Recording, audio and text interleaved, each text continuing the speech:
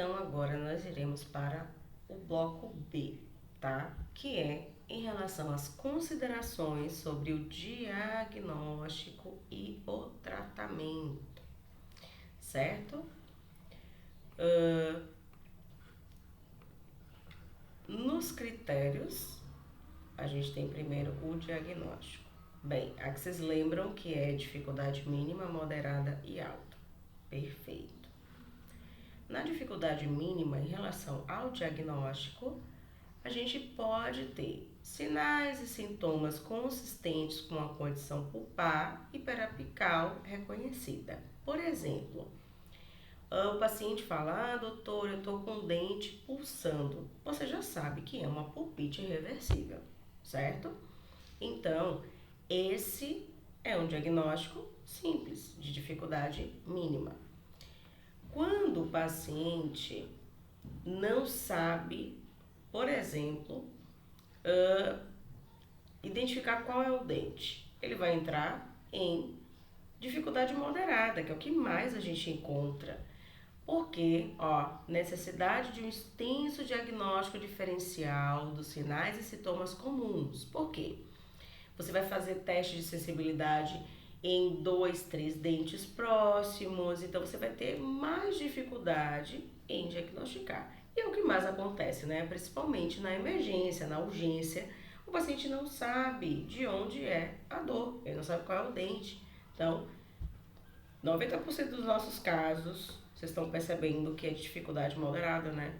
E quase ninguém fala sobre isso. Por quê? Porque isso envolve custo, isso envolve valor, isso envolve quanto que o especialista em endodontia vai cobrar à clínica ou vai cobrar ao paciente, né? Isso aqui determina, gente, honorário, tá? Isso aqui é importante, principalmente para a gente ter um roteiro a seguir, mas a gente também precisa saber qual é o honorário correto de acordo com a dificuldade do caso, tá? Então, quando a gente tem uma dificuldade alta, vai ser da seguinte maneira: sinais e sintomas complexos. É quando o paciente fala, ai doutora, dói a região do siso, mas dói o olho, dói o nariz, e aí você fica, ué, mas é dente, é sinusite, o que é isso aqui, né? E fica confuso, né? Às vezes a pessoa não entende. Todo mundo tem medo de abrir um dente errado. Então, isso aqui é importante para vocês perceberem quantas coisas passam batida durante a clínica. Outro ponto é a história de dor orofacial crônica. E a gente está na época do bruxismo, né, pessoal? O paciente fala assim, eu sinto muita dor quando eu acordo na mandíbula, a minha musculatura tá rígida. Ou imagine casos de paciente com artrite reumatoide, pacientes com lúpus, né, que possuem dor crônica. Tem outras doenças também que o paciente tem dor orofacial crônica e a gente precisa ter conhecimento, né? Então, assim, todas as vezes que vocês vão fazer diagnóstico, para mim, essa aqui é a parte mais importante de todos esses itens.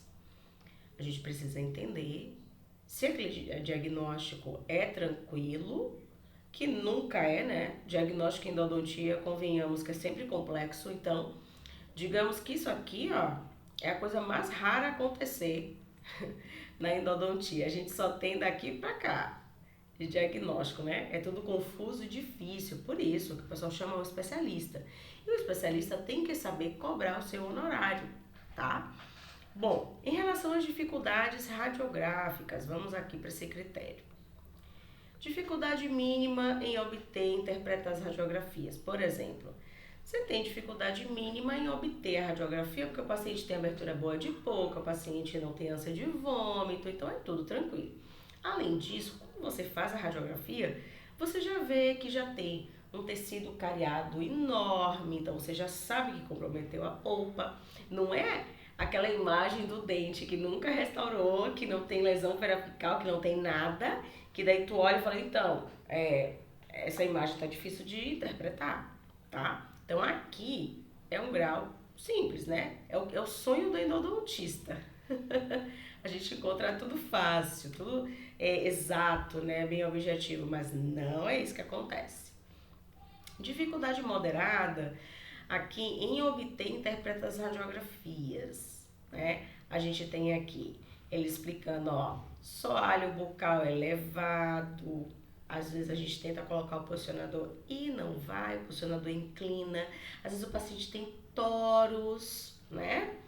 Submandibular, tem toros no palato, ou tem o palato atrésico, aquele paciente é, que é classe 2, né?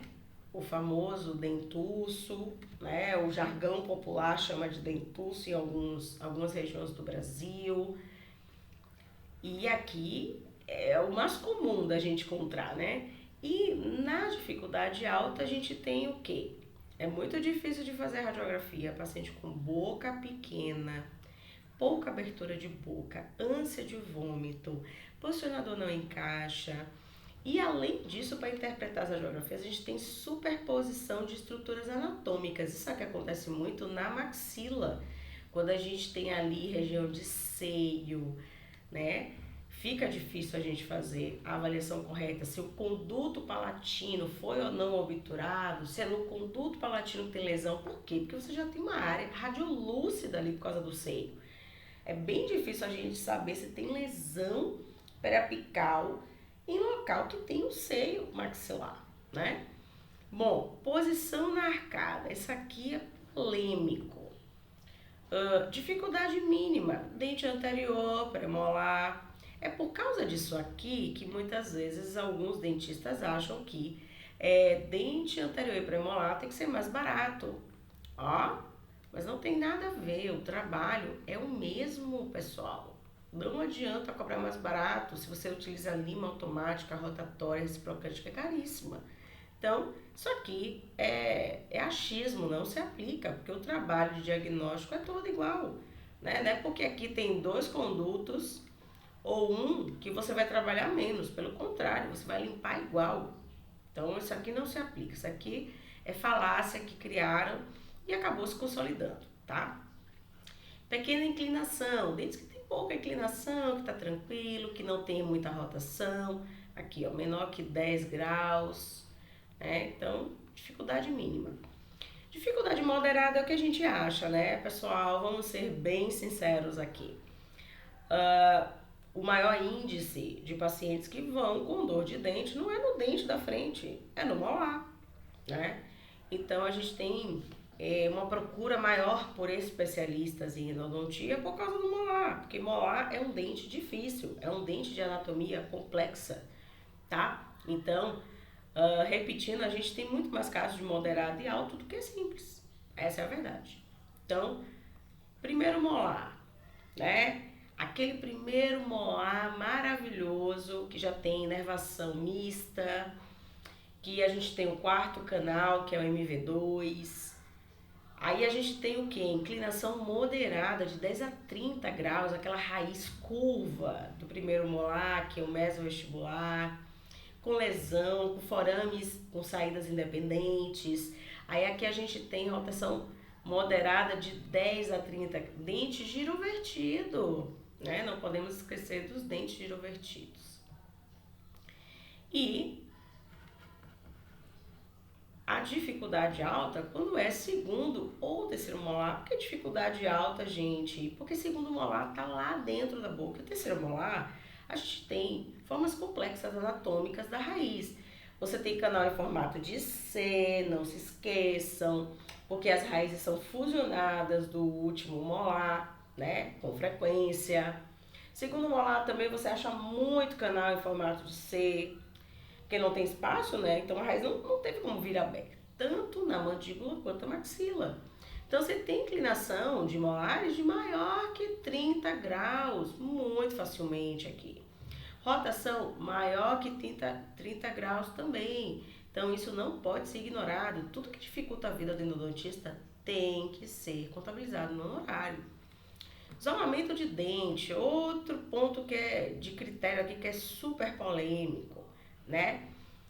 Ele é fácil quando você coloca o lençol né, tranquilo, o paciente aceita, é super tranquilo, o dente já tem ali a extrusão correta, você encaixa o grampo na margem gengival, não fica a gengiva para fora. Aqui o dente não está fraturado, não se esqueçam de dentes com fratura interproximal. Então aqui você tem a condição perfeita, abertura na oclusal, né? Não tem muitas dificuldades. Já no caso moderado, você precisa de uma pequena modificação pré-tratamento para a colocação do lençol de borracha. Isso aqui, ele se refere a dentes fraturados, tá? Dentes com fratura interproximal, que precisa de aumento de coroa clínica, ó, ACC. Você precisa de elevação de margem profunda com restauração antes de conseguir isolar. Você precisa de um top-down, de uma barreira gengival para fazer isolamento de gengiva.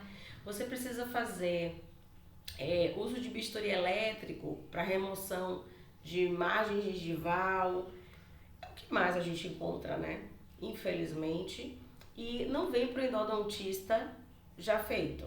É o endodontista que tem que fazer remoção de tecido cariado, elevação de imagem profunda, aumento de coroa, para conseguir isolar e assim fazer o tratamento endodôntico. No caso de dificuldade alta, a gente tem o que? Grande modificação pré-tratamento. Isso aqui não é nem durante o tratamento, isso é pré, tá?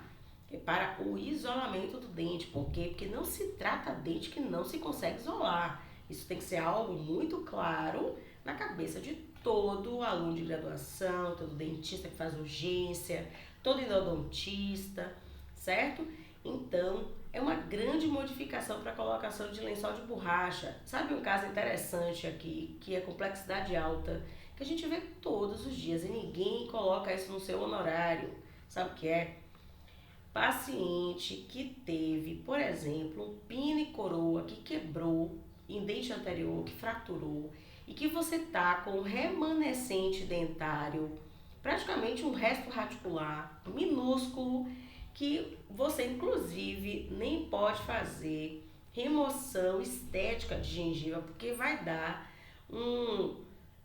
uma falha estética horrorosa. Então, pense naqueles casos, ó, que o pino quebrou, dente anterior, você tem que retratar esse dente. E aí a gente tem que fazer isolamento em grupo. Vocês lembram do isolamento em grupo? A gente pega um lençol de borracha, né? Corta ali, ó, um buraco. E aí você coloca vários dentes aqui nesse grupo. E aí se o dente estiver aqui, você prende aqui com fio dental ou com grampo. E aí você, ó, envolve de top-down. Tem gente que usa bonder. E aí você trabalha aqui no centro. Então, isso é um dente de dificuldade alta e que ninguém contabiliza. Eu acho surreal que as pessoas não têm noção disso, tá?